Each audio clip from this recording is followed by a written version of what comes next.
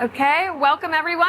I'm very excited to be up here with these amazing, clever, curious, and creative business owners, product designers, passionate animal lovers, entrepreneurs. And we're going to talk to you today about intelligent enrichment. We're going to try to keep on point. This is a topic that we're all very passionate about, so bear with us, or bear with me.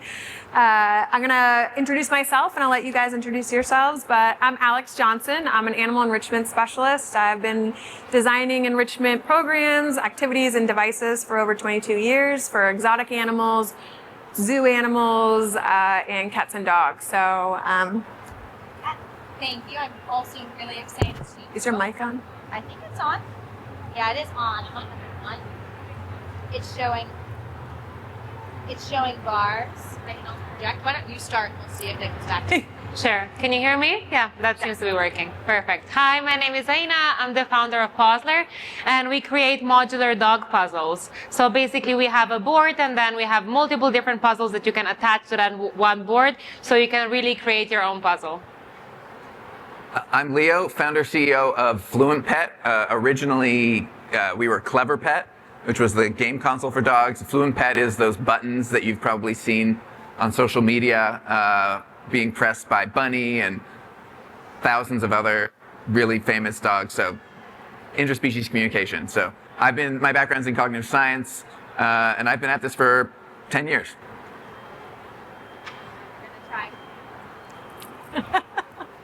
I'm pretty good at projecting, so we're gonna try. There we go. Oh, now we got it. Look at that. So I don't have to project, which is great because I have to talk all day tomorrow too.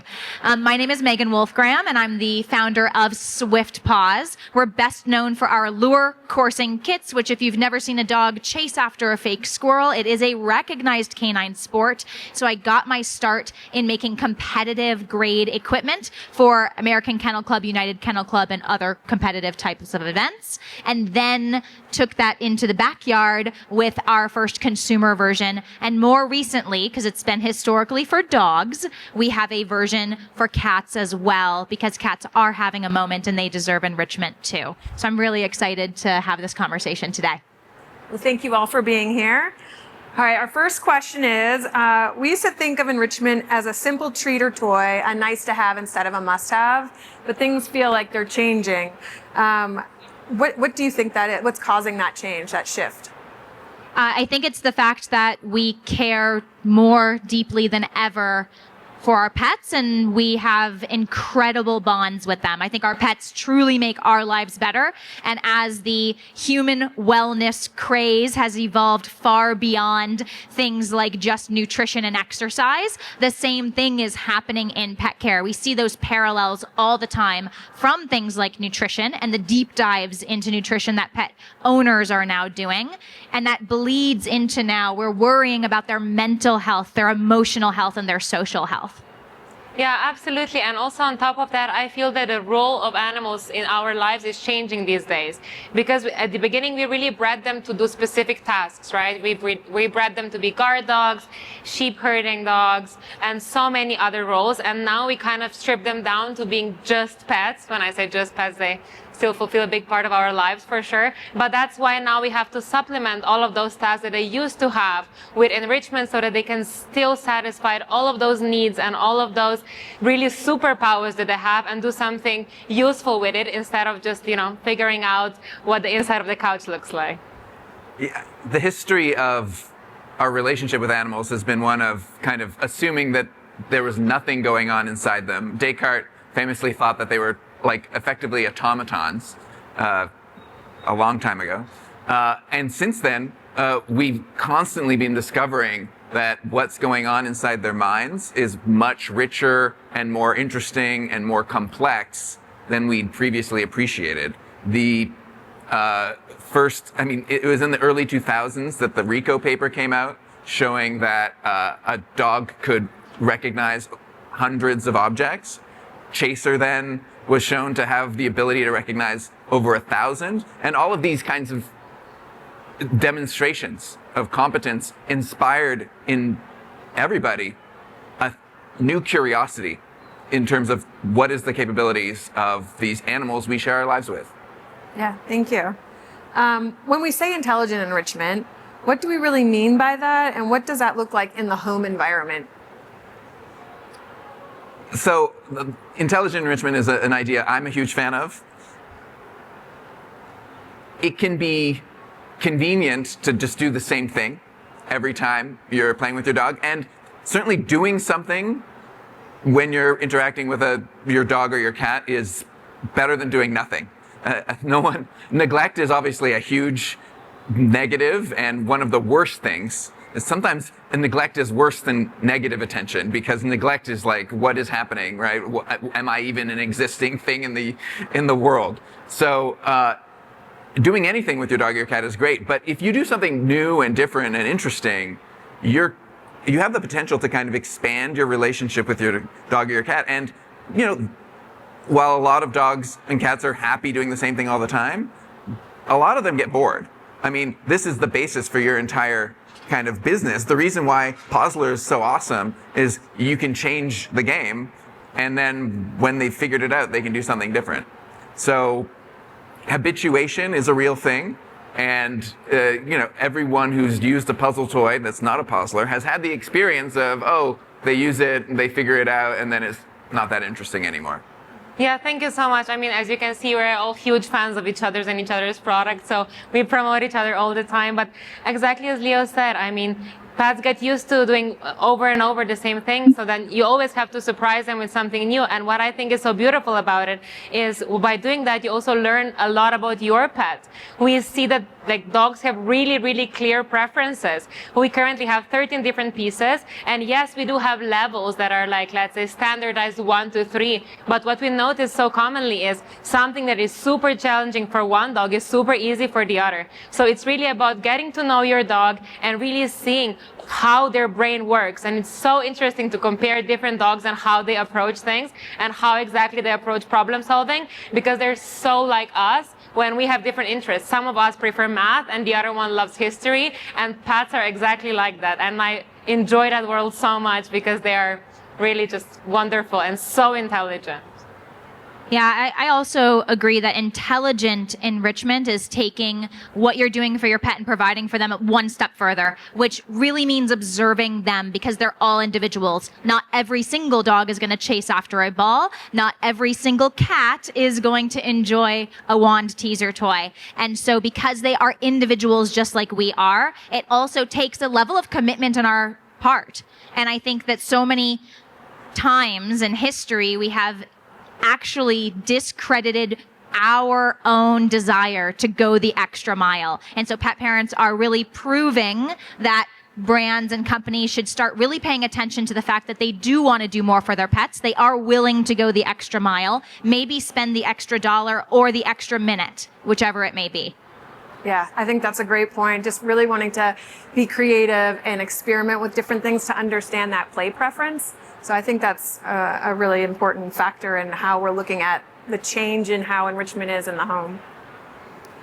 How do we make it easier for pet owners to just try? Because sometimes people can feel a little uncomfortable trying something new, or the puzzle, my dog doesn't do puzzles, or my cat's never going to be able to learn how to talk with buttons or chase a lure. So how do we kind of give them that first step so it's not so intimidating? So I'll grab this one first because I'm really passionate about it. And it may seem counterintuitive because I make a product and I very much want people to buy my product, but I don't want any pet parent to ever feel like they're not a good pet parent because they're not doing everything.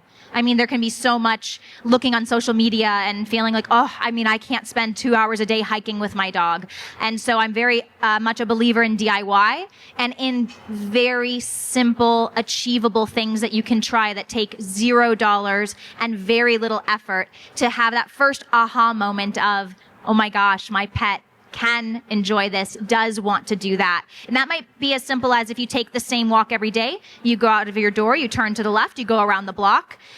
Next time you walk out that door to take that walk, turn to the right. And I think you'll be so impressed with the difference that exact same walk in the exact same neighborhood is, but going the opposite direction. Novelty is really a big thing when it comes to adding a little bit of variety, which we know is the spice of life for everything. And so just trying something in the same moment in time you would already be committing, but in a slightly different way. And you can do that in so many ways, and I'm sure they'll give other examples, without having to make a big commitment of time or training or buying a product. And that's the gateway. Then you'll discover something that really clicks for your pet, and then you'll go deeper down the rabbit hole, which is, I think, all of our end goal is to help your bond grow stronger with your pet.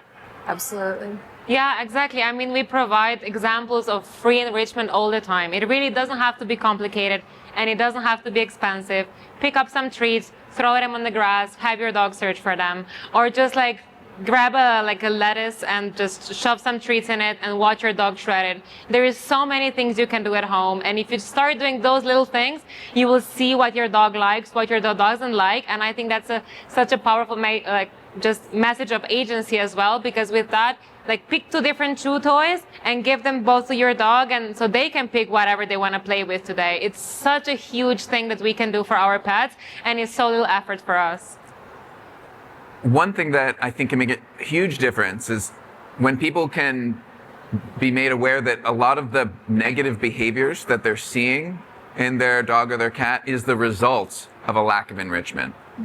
And so if you know that, like, the reason why they're barking, or the reason why, maybe they're doing something, they're scratching a side of the room or a bed, or, a lot of people just aren't aware that if they can provide a bit more enrichment, if they can have a more interesting environment for their dog or their cat, it can actually make a lot of those behaviors go away. Those behaviors are an expression of, I'm idle, my life is boring, I need to come up with something, idle paws are the devil's plaything, right? Yeah. So when people know that, hopefully that'll, raise the incentive level for just trying. Absolutely. I think, giving them positive outlets to express natural behaviors can help solve some of those problem behaviors, which aren't necessarily problem behaviors, but maybe they're just not able to express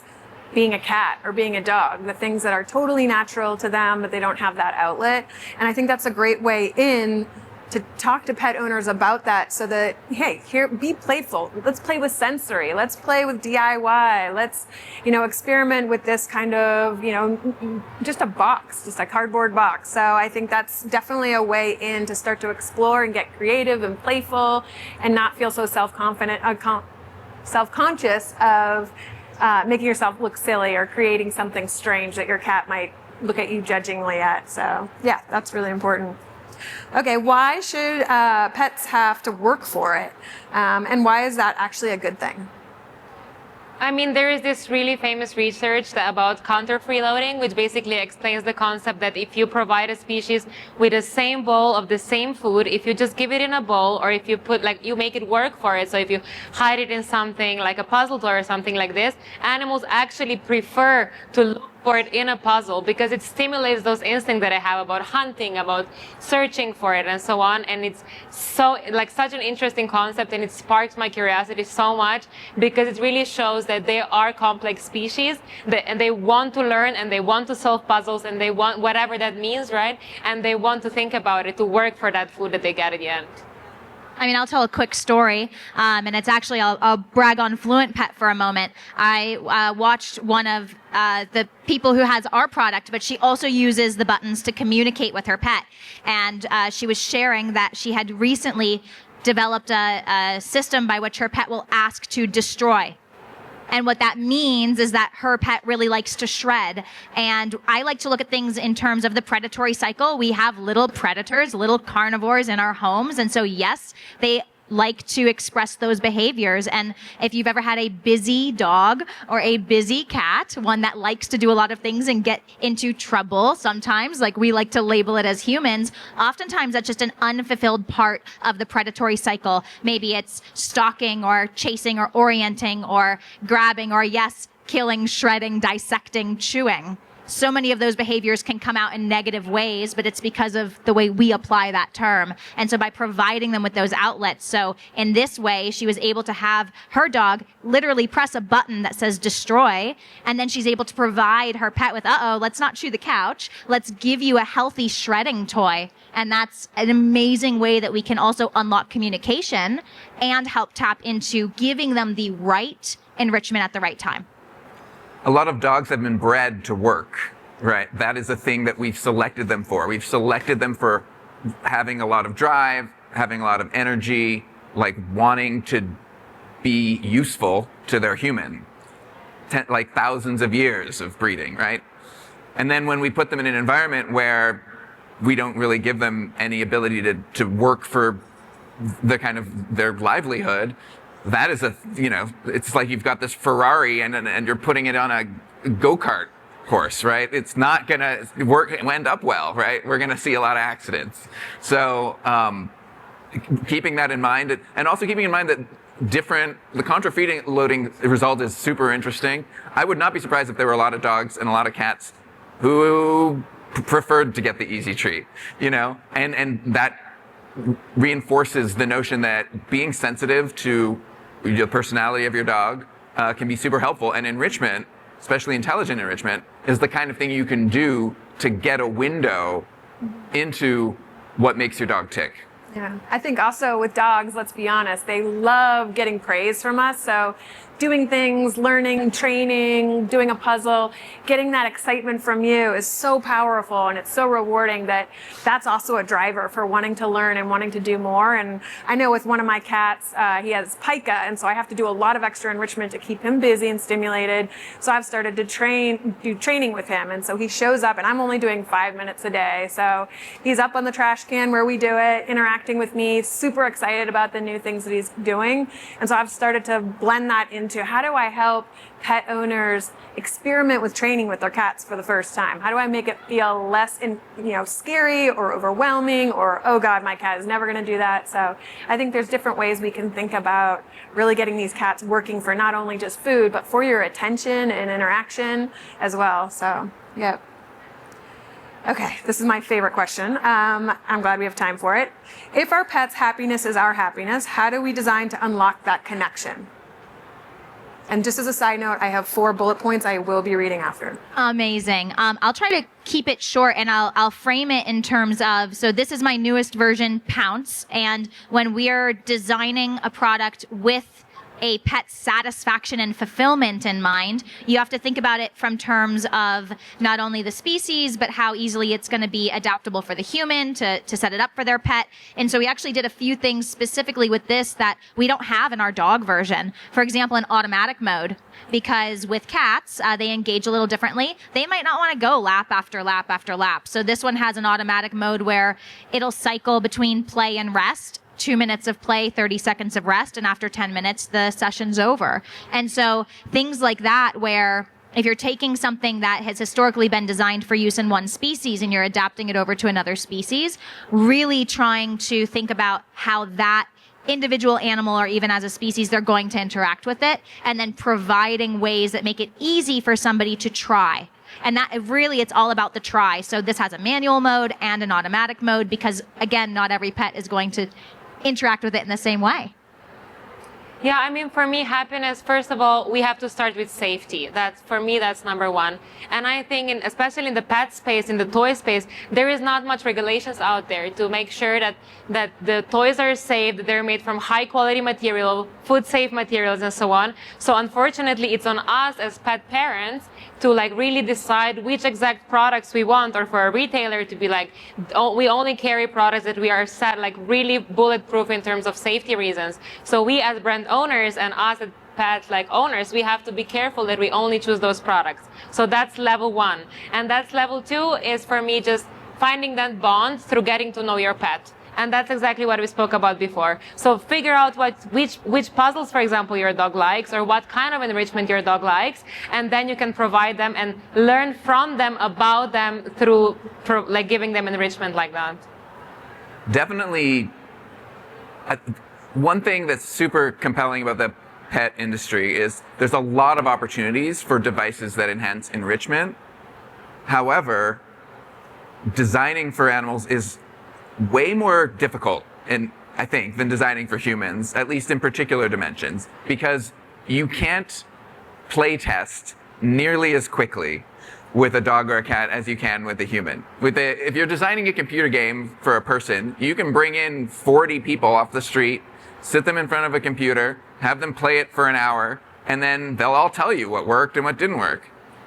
You can't really do that with a dog or a cat.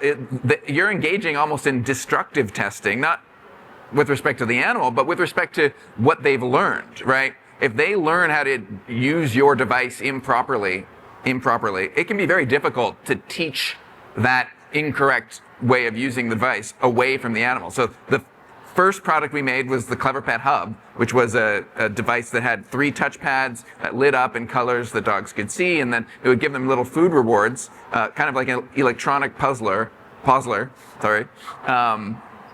depending on how well they did it, and it got harder over time.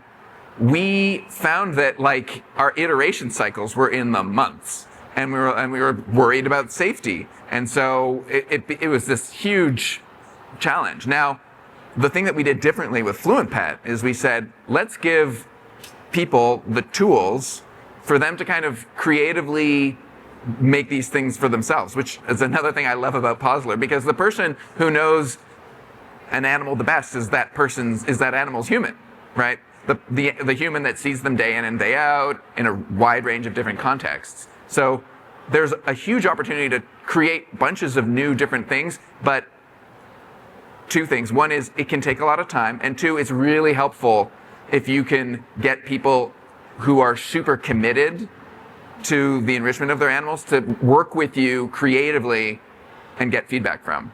No, that's excellent. So I have 4 questions I'm going to throw in here quick, but I want to talk to all of you first. I know you guys are pet owners. You are buyers, you are manufacturers, you are designers, you are business owners. So these questions I think are really relevant to all of you as well. And you guys have touched on this first one already, so if you feel you want to add on it, absolutely. But these questions are for you guys to take home as well and just kind of consider as you move through your own careers or life with your pet or sharing things with friends. So the first one is, how do our products encourage deeper understanding and interaction? Do you have anything to add? You guys kind of all touched on that when your answer to the last question, but the next one is, what does it look like when a product truly transforms the human-animal bond? So when we see a change, what is that trigger? What is that the thing to note or see that, yes, we've done it, this is happening, it's true, it's really in existence, if you will? I've got a quick answer on that one. This is, again, regarding the electronic enrichment device that we previously made. Probably the most entertaining bit of feedback I remember getting was this one person who wrote in and said, "Oh my God, this is so cool. I discovered my dog is left-handed." Yeah. Which was like one of those things where you didn't even know to wonder about until you saw it, and you're like, oh yeah, my dog just is always using his left paw or her left paw to press the buttons. And those kinds of things are like the what you didn't know that can come out of enrichment devices. That is, that's the whole ballgame. That's discovering something entirely new about this animal that you live with. For me, one of my favorite things is that people see our product sometimes and they say, oh, my dog would never be able to do anything like this. There is no way my dog can do this. And we've been doing this for 4 years now, and I've never met a single dog that didn't know how to open at least some of the puzzles.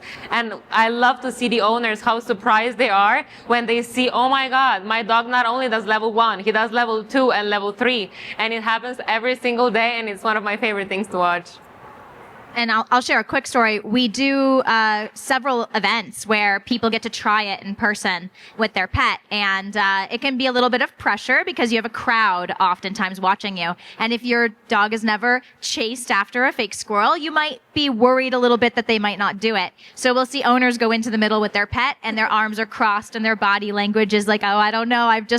I've just donated $20 to a rescue to let them try this, and I don't know, is it a waste of money? And then within seconds, the dog's chasing, and they're lit up like a Christmas tree, and now the owner is puffed up. I mean, you see this level of pride, and they're pulling out their phone, and they're videoing it, and all of a sudden, they're like, my dog is good at something. They're actually really fast, and oh my God, they're cutting it off, and they get so engaged. And for me, that's what it's about. It's about unlocking something that you might not have known about your pet, an interest that they have, or an ability that they have. And it really is a gateway to then discovering more. And for me, that's what the pet-human bond is all about.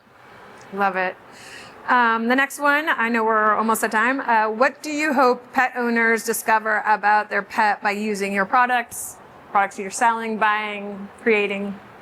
I'll make it quick, that they're worth it. They're so worth every single moment that we spend with them. And any moment spent with my pet, whether it's cleaning up after a mess, which could be when you've got a very young pet and you're still working on a lot of the core fundamental stuff, or a really fun moment where you're training or playing a game, it's time well spent. And in a world of AI and digital and so much change happening so frequently, we can really touch grass and touch fur more. Touch fur. Yeah, absolutely. I mean, I cannot add anything to that because that's exactly what I think. Yeah, I'm kind of with Aina. There is an opportunity with non-human animals to break away from the everyday, break away from trillion-dollar corporations trying to steal our attention. And that is, dogs, I suppose, have thousands of years more experience trying to steal our attention, but I think they're much more genuine about it, and they're not seeking to make a buck. There you go. And real quick, I mean, we are very focused on dogs and cats, but every species, right? Enrichment is really, it translates. It came from the zoo space and worked its way down into companion animal. And we have birds, and even we saw a snake playing with Posler at a zoo. It was incredible. And we've seen so many different animals. So no matter what pet you have, you can always add some enrichment. Absolutely. Okay, I know we're at time, but my last question, I don't know if they'll let you answer, but for everybody else, what's one boundary, mental, physical, or emotional, you're trying to push in your work to create a better future for pets? Will they let We'll leave that with you. Okay, so answer for yourselves. Thank you so much for your time. We really appreciate it, and I hope we shared some insightful information for you.